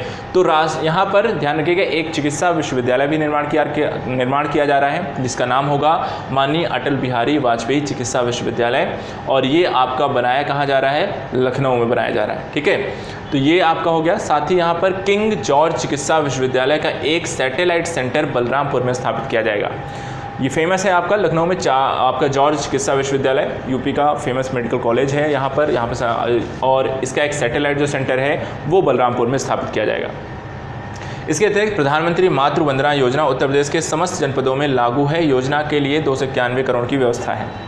इसके अतिरिक्त कैंसर संस्थान लखनऊ के लिए 187 करोड़ रुपए की व्यवस्था भी प्रस्तावित है। तो कैंसर संस्थान के लिए यहाँ पर लखनऊ के लिए 187 करोड़ रुपए की व्यवस्था प्रस्तावित है। इसके अतिरिक्त चिकित्सा के अन्य प्रयासों के तौर पर अगर हम देखें, चिकित्सा एवं चिकित्सा शिक्षा के लिए सरकार के प्रयासों के परिणामस्वरूप मातृ मृत्यु दर में सबसे ज़्यादा 30% गिरावट लाने के लिए उत्तर प्रदेश सरकार को भारत सरकार की तरफ से MMR अवार्ड से पुरस्कृत किया गया है। तो यहाँ पर यूपी की सरकार को एक अवार्ड यहाँ पर दिया गया है, जो कि वहाँ पर उन्होंने बहुत ही अचीवमेंट जो हासिल की है। किसके लिए? यहाँ पर 30% गिरावट दर्ज की है। किसके लिए? मातृ मृत्यु दर में यहाँ पर यूपी की सरकार ने 30% की यहाँ पर गिरावट यहाँ पर दर्ज की है। तो इसके लिए उनको पुरस्कार कौन सा मिला है? MMR अवार्ड से पुरस्कृत किया गया है। इसके अतिरिक्त प्रदेश के प्राथमिक स्वास्थ्य केंद्रों में प्रत्येक रविवार को मुख्यमंत्री आरोग्य स्वास्थ्य मेला का आयोजन किया जा रहा है। तो प्रदेश के प्रत्येक यहाँ पे जो प्राथमिक स्वास्थ्य केंद्र हैं उनमें प्रत्येक रविवार को मुख्यमंत्री आरोग्य स्वास्थ्य मेला का भी आयोजन किया जाता है। इसके अतिरिक्त प्रदेश के प्राथमिक स्वास्थ्य केंद्रों पर प्रत्येक रविवार को मुख्यमंत्री का आरोग्य स्वास्थ्य मेला, ये तो हो गया। इसके अतिरिक्त सरकार के द्वारा प्रदेश में 8 नए मेडिकल कॉलेज प्रदेश में 8 नए मेडिकल कॉलेज, ध्यान में रखिएगा। मेडिकल कॉलेज कहाँ कहाँ बनने वाले हैं? हरदोई, एटा, प्रतापगढ़, फतेहपुर, सिद्धार्थनगर, देवरिया, गाजीपुर, मिर्ज़ापुर निर्माण कार्य चल रहा है। तो 8 नए मेडिकल कॉलेज बन रहे हैं। हरदोई, एटा, प्रतापगढ़, फतेहपुर, सिद्धार्थनगर, देवरिया, गाजीपुर व मिर्ज़ापुर में निर्माण कार्य इसका चल रहा है। इसके अतिरिक्त 13 नए मेडिकल कॉलेजों के निर्माण की स्वीकृति भी प्रदान दी गई है। तो 8 बन रहे हैं और 13 और यहाँ पर इसके निर्माण कार्य की मंजूरी दे दी गई, जिसमें एक तो हमने यहाँ पर देख ही लिया कि अटल बिहारी वाजपेयी की स्मृति में लखनऊ में एक नए चिकित्सा विश्वविद्यालय की यहाँ पर डिमांड की गई है। साथ ही किंग जॉर्ज चिकित्सा विश्वविद्यालय के नाम हमने देखा एक सैटेलाइट सेंटर आपका बनेगा। कहाँ बनेगा? बलरामपुर में बनेगा। इसके अतिरिक्त आयुष्मान भारत को लेकर देखिए, Ayushman Bharat national health protection mission के अंतर्गत प्रदेश में 1 करोड़ से अधिक लाभार्थियों के परिवारों को प्रतिवर्ष 5 लाख रुपए की धनराशि तक की निःशुल्क चिकित्सा सुविधा राजकीय चिकित्सालयों एवं सूचीबद्ध निजी चिकित्सालयों के माध्यम से प्रदान की जाएगी। तो इसको भी ध्यान में रखना है। आयुष्मान भारत के अंतर्गत उत्तर प्रदेश की सरकार के द्वारा यहाँ पे कुछ लक्ष्य रखे गए हैं। लक्ष्य है कि इसके अंतर्गत नेशनल हेल्थ प्रोटेक्शन मिशन के अंतर्गत 1 करोड़ से अधिक लाभार्थियों के परिवारों को प्रति वर्ष 5 लाख रुपए की धनराशि यहाँ पर निःशुल्क चिकित्सा सुविधा राजकीय चिकित्सालयों एवं सूचीबद्ध निजी चिकित्सालयों के माध्यम से प्रदान की जाएगी। इस योजना से छूटे हुए पात्र लाभार्थियों के लिए राज्य सरकार द्वारा पृथक से मुख्यमंत्री जन आरोग्य योजना का क्रियान्वयन किया जा रहा है। इस योजना से छूटे हुए पात्र लाभार्थियों के लिए राज्य सरकार द्वारा पृथक से मुख्यमंत्री जन आरोग्य योजना का क्रियान्वयन किया जा रहा है। इसके अतिरिक्त अगर हम देखें कुछ अन्य चीज़ें भी इसके अंतर्गत आती हैं, जैसे उत्तर प्रदेश किसानों को देय अनुदान का भुगतान DBT के माध्यम से करने तथा मंडी अधिनियम में संशोधन करने वाला देश यहाँ पर पहला राज्य बना है। उत्तर प्रदेश किसानों को देय अनुदान का भुगतान डीबीटी के माध्यम से करने तथा मंडी अधिनियम में संशोधन करने वाला देश का पहला राज्य यहाँ पर बना है। इसके अतिरिक्त वर्ष 2020-2021 में खाद्यान्न उत्पादन का लक्ष्य 641,74,000 मीट्रिक टन। खाद्यान्न के संदर्भ में कृषि से संबंधित डाटा इनको ध्यान रखना है। खाद्यान्न उत्पादन का जो लक्ष्य है 2020-21 के लिए कितना है? 641,74,000 मीट्रिक टन। तिलहन उत्पादन का जो लक्ष्य है 13,90,000 मीट्रिक टन का निर्धारित किया गया है।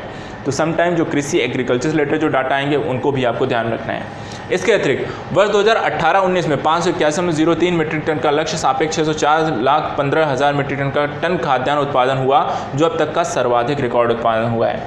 तो 2018-19 के मुकाबले यहाँ पर जो उत्पादन है वो आपका काफ़ी बढ़ गया है। 581 के मुकाबले यहाँ पर 604,15,000 मीट्रिक टन का खाद्यान्न उत्पादन हुआ है और ये रिकॉर्ड है। इसके अतिरिक्त ई-नैम की बात की गई है, राष्ट्रीय कृषि बाजार, ठीक है। राष्ट्रीय कृषि बाजार ई-नैम योजना के तहत किसानों को उनकी उपज का सही मूल्य दिलाने के लिए प्रदेश की 100 मंडियों में 1,483 करोड़ 80 लाख रुपए का व्यापार किया गया है। 1,483 करोड़ 80 लाख रुपए का व्यापार किया गया है 100 मंडियों के यहाँ पर स्थापना करने के लिए। इसके अतिरिक्त अगर हम देखें, प्रदेश की अन्य 25 मंडियों को ई-नैम पोर्टल से जोड़े जाने की कार्रवाई की जा रही है। तो प्रदेश की अन्य 25 मंडियों को ई-नैम पोर्टल से जोड़े जाने की कार्यवाही की जा रही है। इसके अतिरिक्त आवासीय योजनाओं को लेकर भी कुछ फॉर्मेट यहाँ पर बताए गए हैं।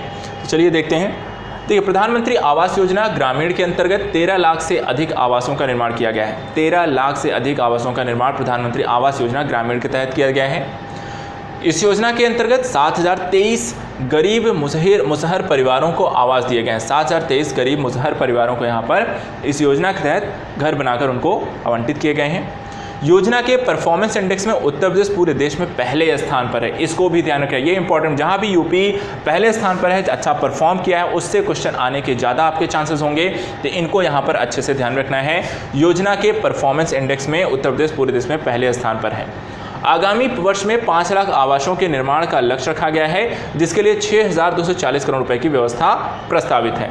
तो नेक्स्ट 5 आगामी जो वर्ष आएंगे, वहाँ पे कोई डाटा नहीं दिया है कितने वर्षों की बात करता है, लेकिन 5 लाख आवासों के निर्माण का लक्ष्य रखा गया है, जिसके लिए 6,240 करोड़ रुपए की व्यवस्था प्रस्तावित है। इसके साथ साथ स्वच्छ भारत मिशन को भी देख लीजिए।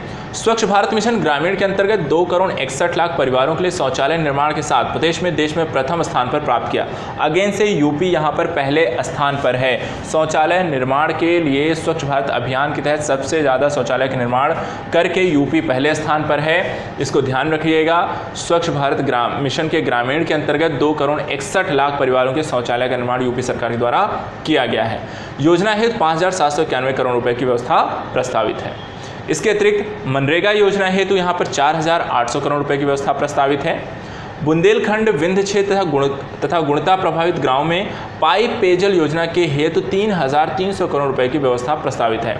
तो बुंदेलखंड और विंध्य क्षेत्रों में घर घर तक पाइप के माध्यम से जो आपको नलों में जो होता है पानी पहुंचाने की व्यवस्था, पेयजल पहुंचाने की व्यवस्था है, इसके लिए 3,300 करोड़ रुपए की व्यवस्था की गई है। राष्ट्रीय ग्राम स्वराज अभियान योजना के अंतर्गत पंचायतों के क्षमता संवर्धन प्रशिक्षण, पंचायतों में संरचनात्मक ढांचे की उपलब्धता है 458 करोड़ रुपए की व्यवस्था यहाँ पर प्रस्तावित की गई। तो पंचायती राज व्यवस्था को मजबूत करने के लिए, अवसंरचनात्मक विकास के लिए, पंचायतों के भवनों का निर्माण करने के लिए और उन सारे साथ साथ उनके संवर्धन और प्रशिक्षण के लिए यहाँ पर 458 करोड़ रुपये राज्य सरकार के बजट में प्रस्तावित है। इसके बाद नवीकरणीय ऊर्जा स्रोतों को भी यहाँ पर राज्य सरकार के बजट में वहाँ पर प्राथमिकता दी गई है। जैसे कि सौर ऊर्जा नीति 2017 के अंतर्गत 2022 तक 10,700 मेगावाट क्षमता के सौर विद्युत उत्पादन का लक्ष्य रखा गया है। तो सौर ऊर्जा नीति 2017 के माध्यम से यूपी में ही जो टारगेट रखा गया है 2022 तक 5 साल के अंतर्गत वहाँ पे 10,700 मेगावाट की क्षमता की सौर विद्युत उत्पादन का लक्ष्य यहाँ पर रखा गया है। कितना? 10,700 मेगावाट की क्षमता 2022 तक प्राप्त करना है, ये भी ध्यान रखना है। इसके अतिरिक्त बुंदेलखंड क्षेत्र में सौर विद्युत परियोजनाओं को बढ़ावा दिए जाने के उद्देश्य से 4,000 मेगावाट सौर ऊर्जा उत्पादन के लिए ग्रीन एनर्जी कॉरिडोर का निर्माण कराए जाने का निर्माण किया गया है। तो यहाँ पर ध्यान रखना है, ग्रीन एनर्जी जो कॉरिडोर बनेगा वो बुंदेलखंड क्षेत्र में बनेगा, ठीक है। किसके लिए है? सौर विद्युत परियोजनाओं के लिए है। और कितना उत्पादन का लक्ष्य रखा गया है? तो 4000 मेगावाट सौर ऊर्जा का उत्पादन का लक्ष्य रखा गया है। तो बुंदेलखंड क्षेत्र, ग्रीन एनर्जी कॉरिडोर, 4000 मेगावाट सौर ऊर्जा, इसको ध्यान रखना है। इसके बाद प्रदेश में अब तक कुल 949 मेगावाट क्षमता की यूटिलिटी स्केल और सौर विद्युत परियोजना को स्थापित की गई है। तो अब तक जो टारगेट अचीव किया गया है वो कितना है? 949 मेगावाट, इसको ध्यान रखना है। इसके बाद मेट्रो संबंधित कुछ चीज़ों को लेकर, स्टेट्स को लेकर, जहां अलग अलग मेट्रो शहरों की बात की गई है, वहां पे किस तरीके से उनको विकसित किए जाने की बात की गई है। तो आइए देखते हैं। जैसे लखनऊ, गाजियाबाद तथा नोएडा में मेट्रो संचालित है। कहाँ कहाँ? लखनऊ, गाजियाबाद और आपका नोएडा में ऑलरेडी मेट्रो संचालित है, इसको ध्यान रखना है। इसके साथ साथ दिल्ली से Meerut regional rapid transit system का कार्य प्रगति पर है, ठीक है। क्षेत्रीय स्तर में पहली मेट्रो यहाँ पर विकसित किया है देश की, जिसको ध्यान रखना है। दिल्ली से Meerut regional rapid transit system का कार्य प्रगति में है, जिसके लिए 900 करोड़ रुपए की व्यवस्था प्रस्तावित है, इसको ध्यान रखना है। इसके अतिरिक्त लखनऊ में राष्ट्रीय प्रेरणा स्थल की स्थापना हेतु 50 करोड़ रुपए की व्यवस्था प्रस्तावित है। लखनऊ में राष्ट्रीय प्रेरणा स्थल की स्थापना हेतु 50 करोड़ रुपए की प्रस्तावित है। साथ ही लखनऊ, प्रयागराज, आगरा, गाजियाबाद, कानपुर, गोरखपुर, वाराणसी, मथुरा, शाहजहांपुर में इलेक्ट्रिक बसों के संचालन का निर्णय लिया गया है। तो यहाँ पर इलेक्ट्रिक वाहनों को प्राथमिकता देनी है, ताकि कहीं ना कहीं जो जीवाश्म ईंधन है उस पर निर्भरता कम हो, पोल्यूशन को कम किया जा सके। और प्रायोगिक तौर पर यहाँ पर राज्य के कुछ जनपदों में से प्रारंभ किया जा रहा है। किन किन जनपदों में, एक बार और देख लीजिए, कितने जनपद हैं उनको भी काउंट कर लेते हैं। लखनऊ, प्रयागराज, आगरा, गाजियाबाद, कानपुर, गोरखपुर, वाराणसी, मथुरा, शाहजहांपुर। टोटल अब जनपद कितने हैं? तो लखनऊ 1, प्रयागराज 2, आगरा 3, गाजियाबाद 4, कानपुर 5, गोरखपुर 6, वाराणसी 7, मथुरा 8, शाहजहांपुर 9 जनपदों में यहाँ इलेक्ट्रिक बसों के संचालन का निर्णय लिया गया है। इसके अतिरिक्त उत्तर प्रदेश इलेक्ट्रिक वाहन मैन्युफैक्चरिंग नीति 2019 का प्रख्यापन किया जा रहा है। प्रदेश में 700 से अधिक इलेक्ट्रिक बसों की व्यवस्था की जा रही है। तो उत्तर प्रदेश सरकार की अपनी एक इलेक्ट्रिक वाहन मैन्युफैक्चरिंग नीति है 2019 के तहत। यहाँ पर ऐसी 700 से अधिक इलेक्ट्रिक वाहनों की व्यवस्था की जाएगी जो बसें संचालित होंगी। इसके अतिरिक्त स्वच्छ भारत मिशन के अंतर्गत प्रदेश में सभी 75 जनपद ODP मुक्त घोषित किए जा चुके हैं सभी 75 जिले। तो यहाँ पर आप कह सकते हैं कि यूपी जो होता है स्वच्छ शौचालय जो होता है ODP खुले में शौच की जो व्यवस्था से उससे मुक्त हो चुका है। साथ ही स्मार्ट सिटी मिशन के अंतर्गत प्रदेश के 10 शहरों, स्मार्ट सिटी मिशन के अंतर्गत प्रदेश के 10 शहरों कौन कौन से? लखनऊ, कानपुर, प्रयागराज, वाराणसी, आगरा, सहारनपुर, बरेली, झांसी, मुरादाबाद तथा अलीगढ़ में लगभग 20,000 करोड़ रुपए की परियोजनाओं का क्रियान्वयन किया जा रहा है। तो स्मार्ट सिटी परियोजना के तहत यूपी कितने जनपद चुने गए हैं? यहाँ पर 10 शहरों के नाम आपको दिए गए हैं। साथ ही केंद्र सरकार द्वारा चयनित 10 नगर निगमों के अतिरिक्त से 7 नगर निगम, ठीक है, ये जो आपके यहाँ पर 10 हैं ये आपके केंद्र सरकार के द्वारा चुने गए स्मार्ट सिटी मिशन के अंतर्गत। साथ ही यहाँ पर 7 अन्य को यहाँ पर राज्य के द्वारा चुने गए हैं। कौन कौन से? 7 नगर निगम में मेरठ है, गाजियाबाद, अयोध्या, फिरोजाबाद, गोरखपुर, मथुरा वृंदावन एक साथ है, एवं शाहजहांपुर को राज्य स्मार्ट सिटी के रूप में विकसित किए जाने का निर्णय है। तो 10 केंद्र सरकार के द्वारा और राज्य यहाँ पर 7 यहाँ पर राज्य सरकार, टोटल यहाँ पर 17 स्मार्ट सिटी आपकी विकसित हो जाएंगी। तो इनको भी ध्यान रखना है कि राज्य सरकार द्वारा कौन कौन सी यहाँ पर विकसित करने की बात की गई। तो मेरठ, गाजियाबाद, अयोध्या, फिरोजाबाद, गोरखपुर, मथुरा, वृंदावन एवं शाहजहांपुर को राज्य जो है स्मार्ट सिटी के रूप में विकसित करेगा। इसके अतिरिक्त उच्च शिक्षा के क्षेत्र में आधारभूत सुविधाओं के विकास के लिए राष्ट्रीय उच्चतर शिक्षा अभियान के अंतर्गत 111 करोड़ रुपए की व्यवस्था प्रस्तावित है। तो उस शिक्षा के संदर्भ में यहाँ पर 111 करोड़ रुपए की व्यवस्था प्रस्तावित की गई है ताकि वहाँ पे आधारभूत सुविधाओं को विकसित किया जा सके। साथ ही विश्व बैंक की सहायता से प्रस्तावित उत्तर प्रदेश के कोर रोड नेटवर्क परियोजना के अंतर्गत मार्ग निर्माण कार्यों हेतु 830 करोड़ रुपए की व्यवस्था प्रस्तावित है। कितनी? 830 करोड़ रुपए की व्यवस्था प्रस्तावित है। पूर्वांचल एवं बुंदेलखंड क्षेत्रों के विकास को और गति प्रदान करने के लिए विशेष क्षेत्र कार्यक्रम के अंतर्गत पूर्वांचल निधि हेतु 300 करोड़ रुपए तथा बुंदेलखंड निधि के लिए 210 करोड़ रुपए की व्यवस्था प्रस्तावित है। ठीक है, तो पूर्वांचल एवं बुंदेलखंड क्षेत्रों के विकास को और गति प्रदान करने के लिए उद्देश्य से विशेष क्षेत्र कार्यक्रम के अंतर्गत पूर्वांचल निधि हेतु 300 करोड़ रुपए तथा बुंदेलखंड निधि के लिए 210 करोड़ रुपए की व्यवस्था यहाँ पर प्रस्तावित है। इसके अतिरिक्त इस वर्ष भारत सरकार के द्वारा धान कॉमन का समर्थन मूल्य जो होता है 1815 रुपये प्रति क्विंटल और धान ग्रेड ए का समर्थन मूल्य 1835 रुपये प्रति क्विंटल निर्धारित किया गया है। तो किसके अंतर्गत एमएसपी जो मूल्य निर्धारित किए जाते हैं, तो धान के लिए यहाँ पर कॉमन जो है 1815 और धान के ग्रेड ए के लिए 1835 एमएसपी जो मूल्य है वो निर्धारित किया गया है। इसी की तरह 2018-19 में प्रदेश में दुग्ध उत्पादन 305 लाख मीट्रिक टन रहा। 2019-20 में दुग्ध उत्पादन का लक्ष्य 340 लाख मीट्रिक टन का रखा गया है। तो पिछले साल 2018-19 में 305 था और पिछले साल 340 रखा गया है। इसके अतिरिक्त राष्ट्रीय पशु रोग नियंत्रण कार्यक्रम के अंतर्गत खुरपका और मुंहपका एवं ब्रुसोलिस रोग नियंत्रण हेतु एक्शन प्लान तैयार कर भारत सरकार को प्रेरित किया गया है, जिसका लक्ष्य 2030 तक प्रदेश को खुरपका और मुंहपका रोग से मुक्त कराया जाता है। खुरपका और मुंहपका जो रोग है वो पशुओं में बहुत ज़्यादा होता है, ब्रुसोलिस रोग इसमें ज़्यादा होता है। तो यहाँ पर इसको कब तक ख़त्म करने की बात की है, टारगेट कब तक रखा गया है, 2030 तक। कब तक, 2030 तक राष्ट्रीय पशु रोग नियंत्रण कार्यक्रम के अंतर्गत। इसके अतिरिक्त दिनांक 9 अगस्त 2019 को वृक्षारोपण महाकुंभ में एक ही दिन में 22 करोड़ 59 लाख पौधों का रोपण किया गया। तो 59 लाख पौधों का जो रोपण किया गया था 9 अगस्त 2019 को वृक्षारोपण किया गया था। इसी वर्ष अभी आपको वृक्षारोपण कार्यक्रम जुलाई में 25 करोड़ तक के वहाँ पे प्लांटेड वहाँ पर यूपी सरकार द्वारा भी किए गए हैं, तो उसको भी ध्यान रखिएगा। 9 अगस्त 2019 को प्रयागराज में एक ही स्थल पर एक ही दिन में सर्वाधिक पौधों का वितरण किया गया, जिसे Guinness book of world record में सम्मिलित किया गया। ये भी ध्यान में रखना है। तो 9 अगस्त 2019 को प्रयागराज में एक ही स्थल पर एक ही दिन में सर्वाधिक पौधों का वितरण किया गया और इसे Guinness book of world record में सम्मिलित किया गया। इसके अतिरिक्त मानव वन्यजीव संघर्ष को आपदा घोषित करने वाला उत्तर प्रदेश प्रथम राज्य है।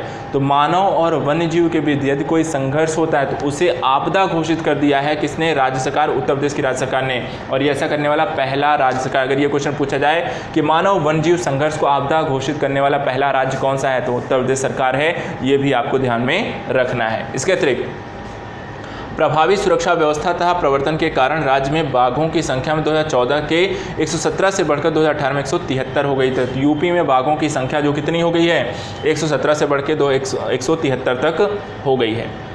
इसके अतिरिक्त वर्ष 2030 तक वनावरण एवं वृक्षावरण 15% तक किए जाने का लक्ष्य रखा गया है। कितना, 15% तक।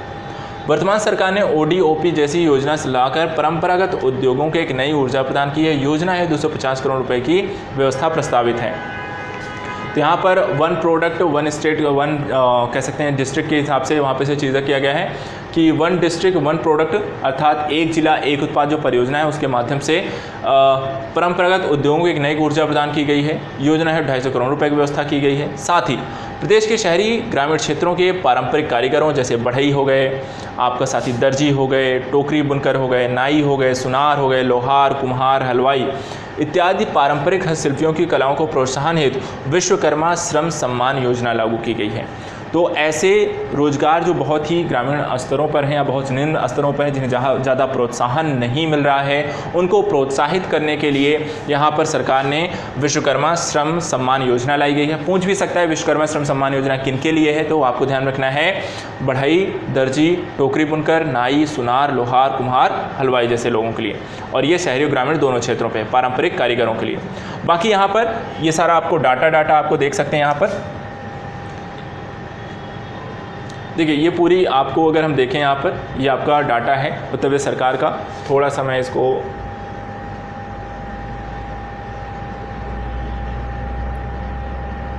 ठीक है, तो ये बजट का है। जैसे हमने बात की थी कि राज्य सरकार का जो बजट अनुमान है 2019-20 का, बजट अनुमान 2020-21 का वृद्धि या कमी प्रतिशत में यहाँ पे दर्शाई गई है। किस क्षेत्र में कितना पैसा 2019-20 में था, कितना इस बार में था, उसमें कितनी वृद्धि देखी गई है। जैसे कि ब्याज अदायगी में 2019-20 के मुकाबले 20-21 में यहाँ पे 7.68% की वृद्धि है। शिक्षा, खेलकूद, कला में भी देखें तो यहाँ 60 था, यहाँ 63 हो गया, 3.69% की वृद्धि हुई है। स्वास्थ्य तथा परिवार कल्याण पिछले साल 20,000 था, इस बार 22,000 रखा गया है, तो 8.87 है यहाँ पर आवंटित जो मदे हैं। समाज कल्याण था, पोषण में 21,000 करोड़ था, यहाँ पे 22,000 करोड़ कर दिया, 5.57% की वृद्धि हुई है। कृषि तथा संबद्ध कार्यकलाप के लिए यहाँ पे 10,000 करोड़ पिछले बार आवंटित थे, इस बार 11,000 करोड़ 335 हैं, 4.86% की वृद्धि देखी गई है। इसी तरह ग्रामीण विकास के लिए पिछली बार 25,131 करोड़ थे, इस बार 24,823 करोड़ थे। यहाँ पर गिरावट आई है, इस बार यहाँ पर आवंटित पैसे कम किए गए हैं, तो वो -1.21% की गिरावट आई है। ऊर्जा क्षेत्र में पिछली बार 16,000 करोड़ थे, इस बार 12,000 करोड़, यहाँ पे -23% की गिरावट आई है। और परिवहन क्षेत्र में पिछले बार 5,000 थे, इस बार 8,923 करोड़, यहाँ से 75% की वृद्धि हुई है। तो बजट जो पिछली बार की अपेक्षा इस बार किन क्षेत्रों में बजट कम रखा गया है, तो आपको ध्यान रखना है ग्राम विकास और ऊर्जा के क्षेत्र में यहाँ पे बजट को राशि कम आवंटित की गई है, दोनों में गिरावट देखी गई है। बाकी हर एक क्षेत्र में यहाँ पर वृद्धि आपको देखने को मिलती है। इसके अतिरिक्त कुछ और यहाँ पे डाटा हैं, जैसे कि आपको राजस्व लेखे की प्राप्तियाँ, बजट अनुमान वहाँ पे सारा दिया है 18-19, 19-20, 19-20 का संशोधित और 2020-21 को लेकर। तो यहाँ पर किस क्षेत्र में कितना यहाँ पर राजस्व आपको आवंटित किया गया है, जैसे कि आपको अगर कई बार ये भी आपको क्लियर करके पूछा जाता है, ठीक है, कि कुल व्यय क्या होता है, आपको जानकारी लेनी है। राजस्व बजट क्या होता है, तो राजस्व बजट में लिखा है 1-8, तो 1 पे क्या लिखा है, राजस्व लेखे की प्राप्तियां, -8 राजस्व लेखे पर व्यय। तो आपको जब आपको पता करना हो कि आपका राजस्व बजट क्या है, तो वहाँ पर राजस्व प्राप्तियां माइनस राजस्व व्यय। इसी तरह से राजकोषीय घाटा है, प्रारंभिक घाटा है, कुल व्यय है। तो यहाँ पर ये सारा आपको डाटा दिया गया है, तो ये सारी चीज़ें आपको बेसिकली पूछी नहीं जाती हैं, वो भी डाटा इतना ज़्यादा आपको बड़ा अगर दिखाई देता है। चलिए नेक्स्ट बात करते हैं। इसके बाद उत्तर प्रदेश सरकार के वर्ष 2020-21 के दौरान विभिन्न स्रोतों से प्राप्त होने वाले संसाधनों की संरचना एवं व्यय, तो वो हमने पहले ही देखा, कहाँ से कितना पैसा आता है और कहाँ कितना पैसा व्यय होता है। इसके बाद राजकोषीय घाटे एवं राज्य की ऋणग्रस्तता का विश्लेषण यहाँ पर किया गया है। तो देखिए यहाँ पर वर्ष दिया हुआ है, राजस्व बचत यहाँ पर दी गई है, पूंजीगत परिव्यय अग्रिम दिया गया है, शुद्ध प्रदत्त ऋण दिया गया है, राजकोषीय घाटा दिया गया है, सकल राज्य घरेलू उत्पाद दिया गया है।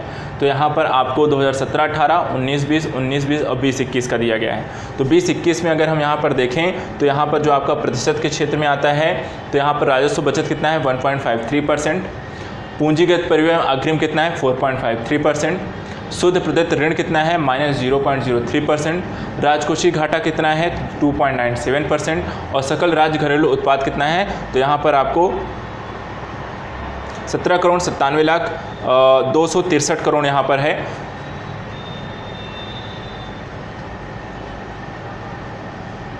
17,97,263 करोड़ यहाँ पर आपको आवंटित किया गया है। तो मूलतः आपको यही वाली लाइन आपको यहाँ पर याद रखनी है, इस वाली को अच्छे से ध्यान रखिएगा कि बजट 2020-21 के अंतर्गत राजस्व बचत 1.53%, पूंजीगत परिव्यय 4.53%, शुद्ध प्रदत्त ऋण -0.03%, राजकोषीय घाटा 2.97%, सकल राज्य घरेलू उत्पाद 17,97,263 करोड़।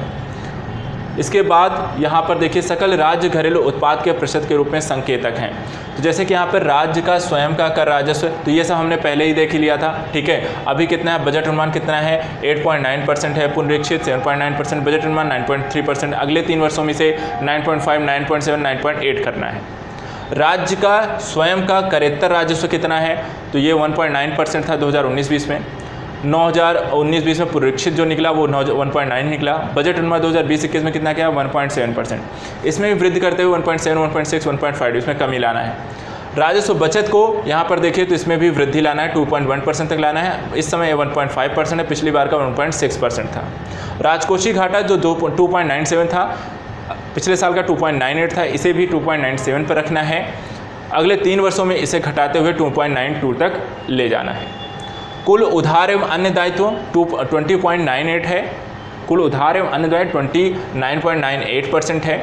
19-20 में जब इसे संशोधित आंकड़ा प्रस्तुत किया गया तो ये 28.18 निकल कर आया। 2020-21 के लिए जो डाटा रखा गया 28.82 रखा गया है। अगले 3 वर्षों में इसे कम करते हुए 28.42 तक लेकर आना है।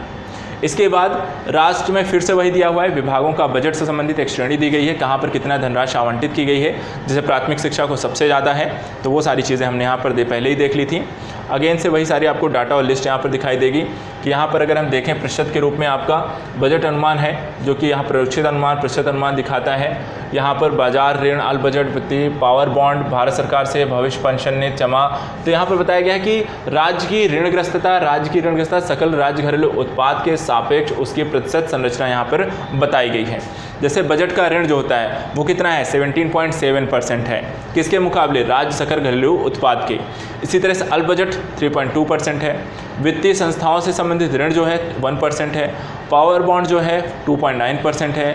भारत सरकार से 0.8% लेते हैं ऋण है। भविष्य में पेंशन प्राप्त ऋण जो होता है 3.5% है। जमानत एवं अग्रिम तथा रक्षित निधियों के लिए 0.9% है। राज्य की ऋणग्रस्तता 30, टोटल यहाँ पर 30% है। तो ये 2019-20 का था। इसी तरह अगर हम देखें तो यहाँ पर 2020-21 का भी इसे दिखाया गया है। 2020-21 के मुकाबले अगर हम देखें तो ये कितना है 18,212,030, टोटल इसको रखा गया है कि 28.8% तक हमें ऋणग्रस्तता को लेकर आना है। तो ये आपका बजट से संबंधित पूरा यहाँ पर आपका टॉपिक हो गया। 1 घंटे के सेशन में आपको सारी जानकारी यहाँ पर यूपीएससी के बजट से रिलेटेड हो गई हैं। आप इस बजट को आसानी से यहाँ पर कवर कर सकते हैं अपना समय निकाल करके, क्योंकि इससे काफ़ी सारे क्वेश्चन यहाँ पर बनते हुए दिखाई दे सकते हैं और आप इन क्वेश्चन को आसानी से हल कर सकते हैं यदि आप इनको अच्छे से रिविज़न कर लें और पढ़ लें। तो आज के लिए इतना ही। जल्दी फिर आपको उत्तर प्रदेश सरकार की कुछ प्रमुख योजनाओं को जो करंट विशेष से रिलेटेड होंगी उनको लेकर आएंगे। तो आज के लिए इतना ही। Thank you so much.